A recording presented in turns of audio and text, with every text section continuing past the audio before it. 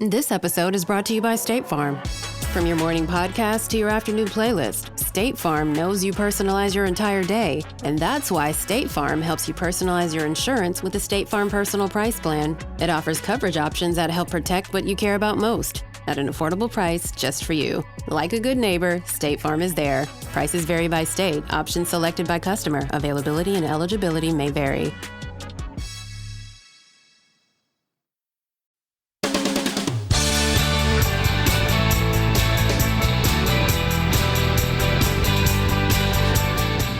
Hi everyone, I'm Barbara, and this is Age Better, where each week we explore the science of living healthier, longer, and better. I'm really excited about today's episode because we're diving into something that affects every single one of us, but most of us don't realize just how crucial it is to our overall health and longevity, our oral health. What's going on inside our mouths. My guest today is Dr. Jon Marashi, one of the country's leading authorities on cosmetic dentistry and oral health. Not only has he transformed the smiles of Hollywood's elite, a lot of celebrities, but he spent decades studying the intricate connection between oral health and whole body wellness. What many people don't realize is that the health of your mouth can be a window into everything from heart disease to inflammation and even cognitive decline. So whether you're concerned about gum health, wondering if certain dental trends actually work, like things you've seen on social media, yikes, or interested in how to maintain a youthful smile without a lot of invasive procedures, Dr. Marashi is going to share insights that could literally change your health trajectory. He'll also debunk some common myths and share practical, science-backed strategies that you can start using today. Want to know more about Dr. Jon Marashi? Well, check out the links in the show notes after you listen to this episode. And hey, I love hearing from you. Are there health and longevity or any topics at all that you would like me to explore in future episodes? Just drop me a message on social media or email me at agebetterpodcast@gmail.com. All right, now let's get to my conversation with Dr. Marashi and get ready to age better. Hello, Dr. Marashi, and welcome to Age Better. I'm happy to be here, and thanks for the invitation. Of course, and I made sure, knowing that we were also going to be seeing each other, that I took very good care of my teeth today. I did a nice little flossing, really good brushing, made sure I looked really great for you today. So thank you for encouraging all of us to take good care of our teeth. So I have gotten so many requests from listeners over the last 3 years to do an episode on cosmetic dentistry and oral health and its connection to our overall health. So this is a long time coming. And of course, I waited for the best possible expert to join me. So thank you for joining me today. It's really fascinating because I think a lot of us still separate our oral health with our overall physical health. But I know, and I think you absolutely know, that there are so many studies that show that there's a very deep connection between the oral health and our physical health, our body health, and especially as it relates to our heart health. So can you talk us through a little bit about what that connection is?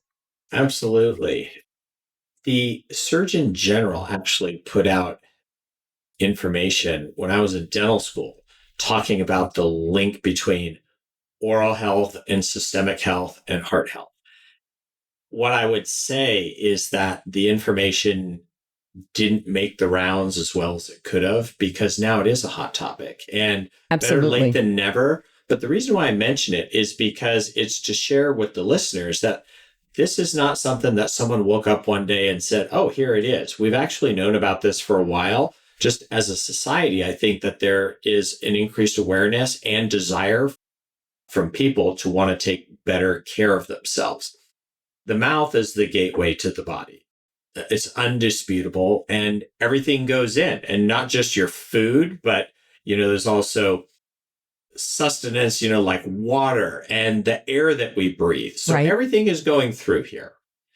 And there's going to be a compounding effect on the rest of the body. We used to just think that the worst thing that could happen is you would either rot your teeth or get a stomach ache. And now we know that it's far much more.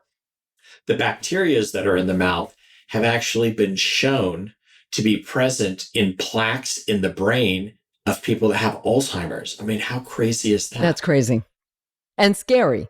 Yeah, it is. Because if you think about the evolution of humans as a species, we live a lot longer than what our ancestors did. So if you go to a time where humans made it to 30, 40 years old, you weren't alive long enough for your teeth and your oral health to get bad enough to have these long-term problems.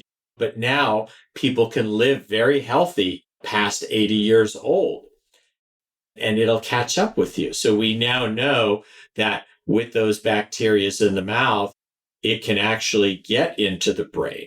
But a lot of that revolves around our diets, plain and simple, because the Western diet, which is very carbohydrate rich, well, guess what carbs do? They stick to teeth. Yeah.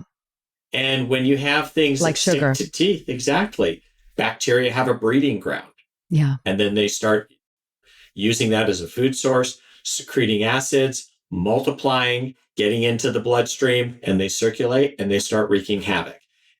And it's not even just Alzheimer's. There's evidence that in addition to the heart, there's also, with like blood pressure, but also diabetes is a factor as well. So yeah, it's multifactorial. It really is. So you mentioned diet. So what kind of a diet do you recommend that people really focus on more to help their oral health, which will then, of course, help their body health? So this brings up two interesting points. Okay. So every dentist is supposed to say, don't eat too much sugar and don't eat this and don't eat that.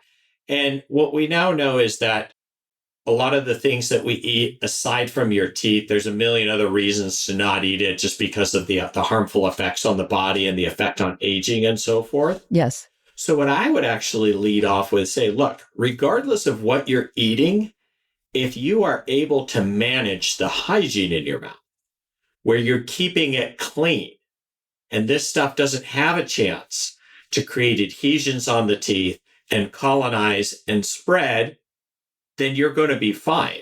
Okay. So I lead with the dental hygiene conversation first. And yes, the diet is a secondary component, but even if you have a cleaner diet, but your oral hygiene is terrible, you're still going to run into problems. Right. Right. When I first started reading these studies, and in fact, I actually had a section in my first book, which came out in 2010. Okay. About this connection. I mean, that's how far back these studies go. So your point earlier on is so true that the messaging just wasn't there in getting the word out. You've been trying in your own way. I tried in my own little way through this little section in the book. It wasn't a big section, it was a little one. And clearly, I don't think it got out, which is so crazy. And it just blew my mind about the connection. Specifically, what I wrote about was the connection to cardiovascular disease and the bacteria literally going into your gums and working their way into your bloodstream. If you think about it that way, it's like, ooh, no. Yeah. Like that's a great motivation to start taking better care of your teeth. But I want to get over to something that is kind of fun and funny at the same time. It's dental trends that I've seen blowing up on social media, like on TikTok and Instagram and the like. And by the way, you have a great Instagram presence. Thank you. And I really want everyone to follow you because you also give great tips, but you're very entertaining. And so I will have that in the show notes, everyone, so you can start to follow Dr. Marashi. But some of these trends that we're seeing, we want your opinion on them. Like, should we do them? Should we try them? Or should we just keep scrolling? For example, like oil pulling, tongue scraping, which of course I think we've heard about for many, many, many years. But take us through some of those. Anything that we should really focus on? Yeah. So oil pulling, it kind of comes and goes in waves with its popularity. Yes. And there actually has been research done on oil pulling. I want to give a disclaimer. I have not read every piece of literature out there on oil pulling, but the stuff that I have seen says there is evidence of it being helpful. There's zero evidence of it being harmful. Where the question lies is how effective is it really? So for my clients that have asked me, hey, what do you think about oil pulling? I'll tell them, say, look, if you want to do it, there's zero downside for it. And if you get a benefit for it, fantastic. So I have no issues with oil pulling at all. With tongue scraping, I'm a huge fan of that. And I'll tell you why, because I drink coffee. And by the way, I think any dentist that says don't drink coffee because it stains your teeth. I mean, like, look, it is called life. And yes, exactly. It's called life. Yeah. But black coffee, will leave residue on your tongue. And what happens is that it gets into your taste buds. These are the papillas on your tongue, and it will work its way in between. Your tongue is like a shag carpet. People don't realize that. And so stuff gets in there, and if you stick your tongue out, you'll see like a brown whitish layer. Usually it's heavier towards the back than the front. And that stuff can ferment, and it creates bad breath, and it dries you out, and bacteria can harbor in there. So the tongue scraper that I like the best is this one that's made out of copper. So it's a lot more hygienic, and it just feels like it's got a little more oomph. It's like putting a metal rake across your tongue, and it just really does a good job taking it out. I've tried the plastic ones, and I mean, they're better than nothing. I don't think they are quite as effective, but tongue scraping, I think, is a really positive thing for oral health. Yeah, that's good to know.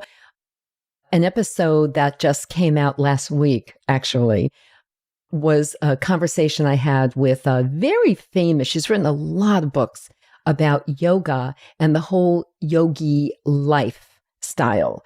And one of the things I said, kind of take me through a day in the life of a yogi like yourself. And she started with that, like, wake up, you have a lot of, doing little meditation. And of course, but then you drink a lot of water and then scrape your tongue.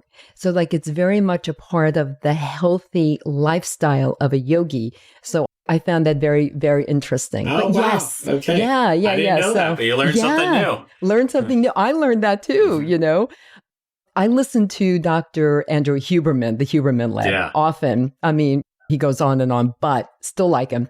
And one thing that he says to do in the morning, of course, getting the sunlight first thing, but also to take water and then swish it around your mouth really, really, very aggressively. So it's kind of a form of tongue scraping, but not quite as effective, I would think. But I do that. It's a lavage is the best way to think of it. Oh, okay. Because most people, when they wake up in the morning, so at nighttime, when your head's back on the pillow and you're sleeping, you have decreased salivary production. And why is that? It's because your mouth isn't moving. Movement is what of your tongue, your cheeks, your lips. That's what stimulates saliva production. And on top of when food hits it, that also causes secretions too. So saliva is the least active at nighttime. And that's why it's so critical that when you go to bed, if you're going to cherry pick when you're going to brush and floss, nighttime is the time you want to do it because you want to debride your mouth of all the crud that's stuck on there. So when the mouth is least active, because remember, in your saliva, saliva has two functions, by the way. Number one, help you swallow your food so you don't choke on it. And number two, it's to bathe and rinse off the surfaces in your mouth, your teeth and your gums, etc. So when you have the least amount of saliva production, the bacteria can be more effective at doing their harmful job. Saliva also contains enzymes that neutralize the bacteria that are harmful in your mouth. So less saliva production, guess what? More opportunities for bacteria to do things. So I tell people, look, you're going to pick and choose, do it at nighttime because that's where the most damage is going to occur. I mean, I'll tell you a funny story. I get more patients, just a small handful because times have changed over time where they're like, but doc, I really like having a chocolate on my pillow at nighttime. It just makes me feel good. And I'm like, well, okay, have it, but you got to brush. I know, but I really like doing it after I brush. I'm like, look, I don't practice magic, okay? And no matter how many times you ask me this question, I'm not going to tell you what you want to hear. Like you're doing things that are harmful. Yeah. And if you don't care, then you're an adult. That's your decision. And you're going to have to suffer the consequences that come with it. Yeah. Oh, that makes so much sense, though, to after a full day of living and eating and breathing and everything else that we do and drinking, and to do that at night and really do all of your practices at night before you go to bed. I mean, of course, I brush my teeth before I go to bed, but I didn't really think about the flossing and then all the other stuff that I could be doing. I also want to ask your opinion on something else I heard about recently somewhere on social media about how people are now, when they brush their teeth, they're not rinsing with water so that the toothpaste with the fluoride actually stays on your teeth. Good or bad? There is zero downside for that. Okay. Except you have a taste of.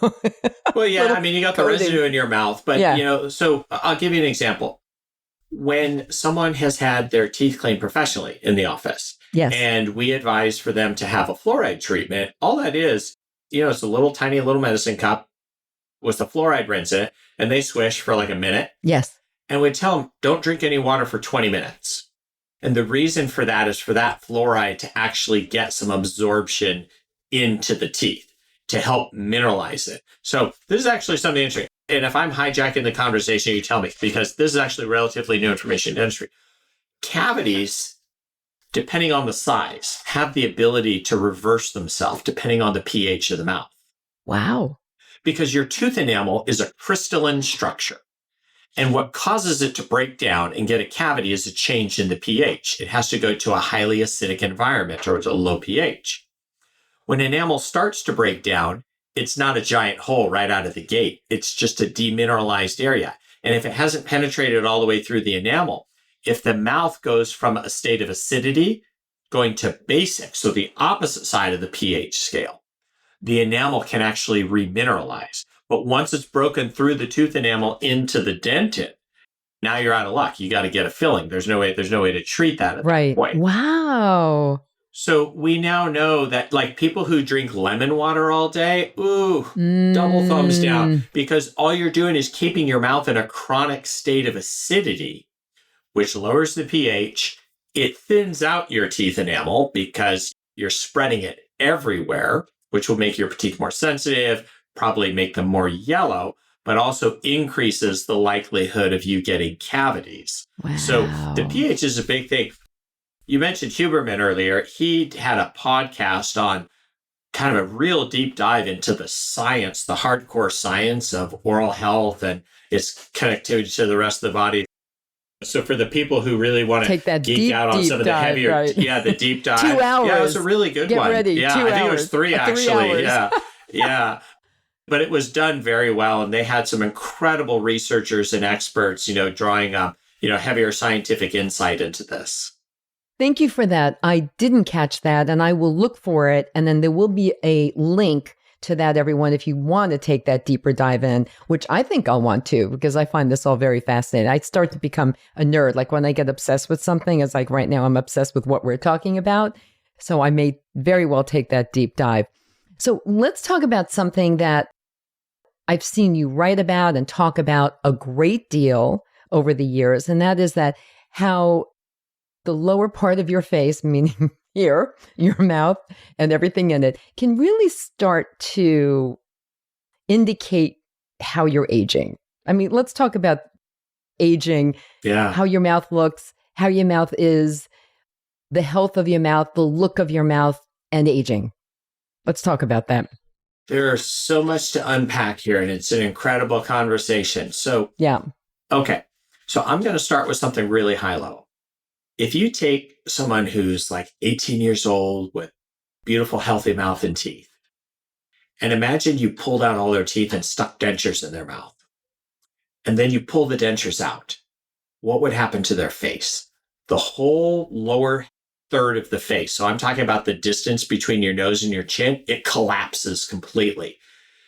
The nose and the chin get closer together. Wow. And the support around the lips smushes inwards. And just think of what an old person looks like without teeth. Yes. Because the teeth and the bone that hold the teeth are what support the entire lower 1/3 of the face. So as we go through the aging process, if you lose teeth, if you lose bone, you have the ability to start collapsing the lower third facial height. And when the facial height collapses, it makes you look older. Yeah. When the facial height collapses, what happens to the skin? It mushes together and it gets wrinkly and crinkled. So you don't have to necessarily lose all of your teeth. I'm just trying to paint a visual example that I think a lot of people can relate to. Yes. But take someone who hasn't taken care of their teeth, okay?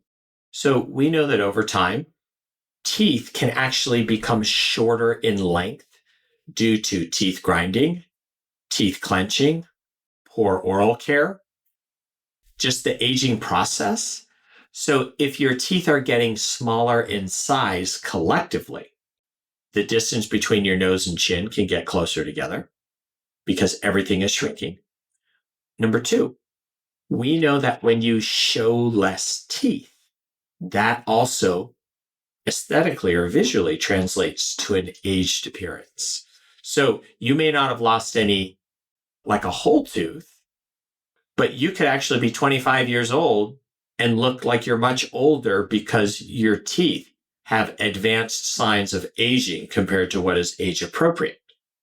Mm-hmm. So when folks come to see me and they say, hey, I want to improve my smile, some of them are coming because they have damage on their teeth. Right. Some of them are coming purely driven by aesthetics. Sometimes it's a combination of both. But what we find is that when we put the length and the size and the shape, and especially the color, back into a tooth, Mm-hmm. you're rejuvenating the entire lower 1/3 of your face. You're restoring the facial height, you're restoring lip support, and the amount of tooth that shows below the lip. The amount of tooth that shows below the lip. And also what's Below the top interesting is lip. that very often as people get older, I guess it's just gravity really does take over. Goes this way. And so Upper lip you gets see longer. less upper and more Yeah. of the lower. It's a candle burning at both ends because the teeth are getting shorter and the skin between the bottom of your nose and the top of your lip, you lose the elasticity of the collagen and it gets longer. So you show less. So simply by just giving a little bit of length back for the teeth, you can actually help restore that beauty and that youthfulness. So talk to us about what are the procedures that can help that. Okay. What do you normally recommend? In my practice, what people are coming to me for predominantly are for porcelain laminate veneers. Okay. And porcelain veneers, for those who may not know, it's a little sliver of porcelain that's bonded directly onto the front of the tooth. Think of it as like almost like getting your nails done. And we can control the shape, the size, and the color. And if you do multiple, meaning the visible range of your smile, which is kind of from corner to corner. So most folks will do like 8 or 10 teeth on the top, maybe a matching set on the bottom. And now you have the ability to control the overall architecture and support as well as the aesthetics of the teeth. Mm-hmm. So that's the most common thing that I'm doing every day. Right. Is it the only way? Absolutely not. Sometimes it's actually on the other side of the spectrum is orthodontics.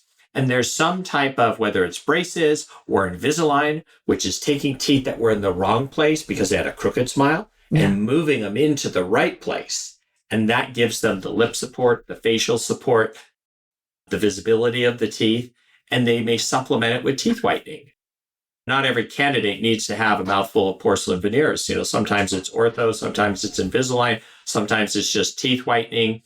There are other cosmetic procedures, like bonding that sometimes gets done as well. And how I decide what's appropriate for the patient is you have to look at what their starting point is. Yes. And then figure out what's their outcome, because everyone's got a different vision of beauty and where it is they're trying to go. Right. And that's how you can reverse engineer to figure out what the best solution is going to be. Right. And just tell us about veneers. How long do they usually last? Like what's the typical?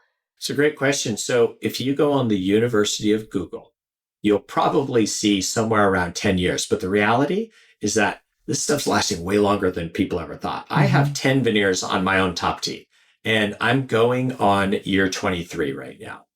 And what we now know all these years later is that the materials have gotten better. They've gotten stronger. The techniques for adhering them to the teeth have gotten better. So the jury's still out. On how long they last. Yeah. I mean, because we don't even know with these newer generations. Maybe they go a lifetime. What I tell folks who come in to see me, I say, look, let's say I treat people of all different age groups, but let's just say you're 40 years old and you're doing this. Well, let's say you go to 100. It's not unreasonable to say you're probably going to change these out once more during your lifetime. Yeah. But the process has been evolving radically from even when I started doing this. Like now we're using digital scanning technology instead of these goopy molds, and 3D milling is starting to become a thing. It's not quite as artistic as handmade veneers, which is why I do handmade veneers instead. They're just more lifelike and more beautiful. But make no mistake, it will get there. And it will get to the point later down the road where instead of it being more of a lengthy and expensive process, people could go in same day, get it done, just as well as what we do now. So, that's kind of exciting to think about because it opens up access to care because more people can get it done because the cost goes down and it's an easier procedure to go through as well. So, yeah, I mean, I think 15, 20 years, there's nothing unreasonable. That's not unreasonable. When it's been done properly, right. Ultimately. I have to share with you. Yeah. I was born with a genetic missing teeth. Okay. Especially on one side. And so, I have to go back in time. And back then, when I was a kid, they only put braces on and they tried to kind of reposition my teeth instead of putting something in to replace the missing tooth on top. Got that? So my whole center of my smile was off. Oh, yeah. My whole life. So when I became a young adult in the world working, I decided my dentist, who was just a regular dentist, was trying veneer. This is back in the very early 90s, late 80s. Okay. And I actually got veneers. And they lasted all this time, the 80s. She was a pioneer and I was a guinea pig. And they were great. It was one of the best things I ever did for myself. Truly. That's a testament. I cannot say that enough. It is truly one of the best things I ever did for myself. And then finally, about, I don't know, I want to say about 8 years ago, I lost track, that one of them started to chip a tiny bit, unnoticeable, but I noticed. And so I had them redone. Okay. But so you had look a at great how long run. they lasted. Yeah. And that was like the first in the kind of go around. Yeah. The it's early really version. A testament to dental work being done properly and carefully. Yes. And with care. Because I'll see what I like to call super senior citizens in my practice, and they have dental work done like literally in the 1950s and 60s where the materials were not that great.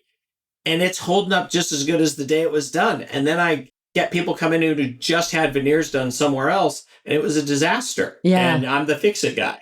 And you're the fix-it guy, a good fix-it guy. Yeah. So let's kind of make this super practical for everyone listening in. So boil it down to a few must-do things everyone should do to really maintain the health and the look, if possible, of their teeth as they get older. I mean, sure, if they want to kind of fix that lower third of their face, as we were just talking about with veneers or bonding, whatever it is that they should have, great. But what should they be doing on a daily basis to really maintain that oral health? Yeah, well, you said the key word right there, maintain, because the answer to your question is maintenance. And it's not a sexy recipe, but neither is maintaining everything if you want it to last a long time. It requires consistency and discipline. And it's not a secret formula. Brushing your teeth, flossing your teeth, being mindful of your diet. These are the non-negotiables. Right. And scraping your teeth, your tongue. Yeah, scraping your tongue. New thing. I definitely like that one. Yeah. But also, if you want to have longevity, because no matter how good you will do on your own, most people do not have the manual dexterity to get every nook and cranny. Right. And that's where you get the buildup, and why when you go into the hygienist, half the time it's hammer and chisel getting this crud out. So that's why I have advocated, say, hey, look, don't wait till it's hammer and chisel to get out. What if, okay, here's a thought-provoking question. What if every time you went to the hygienist, it was maintenance as opposed to hammer and chisel? Is that you're in a state of perpetual cleanliness? How do you think that would impact the overall level and quality of your oral health? It'd be fantastic. Yeah. And even from a dollars and cents perspective, a couple more teeth cleanings a year is way cheaper than me having to do a procedure on you. Yes. So I'm a huge proponent of keeping your house clean all the time and having the cleaning people team all the time as opposed to letting it become a disaster and then cleaning it up. I'm with you on that. I like the idea of maintenance and taking care of every part of my body where I can and my house. Yeah. Oh, well, this was great. Before I let you go, back to your patients, your very lucky patients, I must say. Do you have 3 takeaways you want to make sure everybody remembers from this conversation today? Yes. Okay. Number 1 is just what we talked about the importance of maintenance overall. And whatever your motivator is for it, it could be the health and the longevity of your oral health and your teeth. It might just be vanity driven. It doesn't really matter. Just do it because you're going to get the benefit of both. That's number 1. Number 2, just know that with contemporary dentistry, if you want to look better and feel better and have it done really conservatively, there are treatment options out there that can help improve this situation for you. So talk to your dentist, find out what their level of experience is with it, and you might be surprised what the possibilities are. I think that's really cool. 3, goes without saying, keep in mind that this is the gateway to your body. Yeah. And if you're serious about your overall health, it's going to start with your oral health. Thank you so much. I wish you were a little closer to New York City, Dr. Marashi. You know how many people hop on the plane and fly out? Oh, I believe it. I've been very blessed to have folks from all over the world. So you have an open invitation. Thank you so much for joining me today.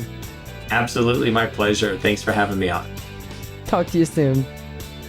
Thanks for tuning in, everyone. If you enjoyed this episode of Age Better Podcast, please do a few things. First, share it with all your friends and family. Then, subscribe to Age Better wherever you listen to podcasts, including YouTube, so you never miss a single episode. Finally, if you have ideas for topics you want me to cover in a future episode of Age Better, send an email to agebetterpodcast@gmail.com or reach out to me on social media. Until next time, remember this. We can't control getting older, but we can control how we do it. Talk to you soon.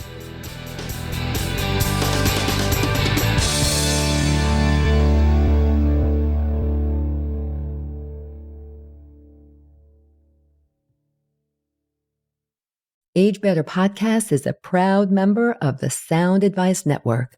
Sound Advice, women's voices amplified.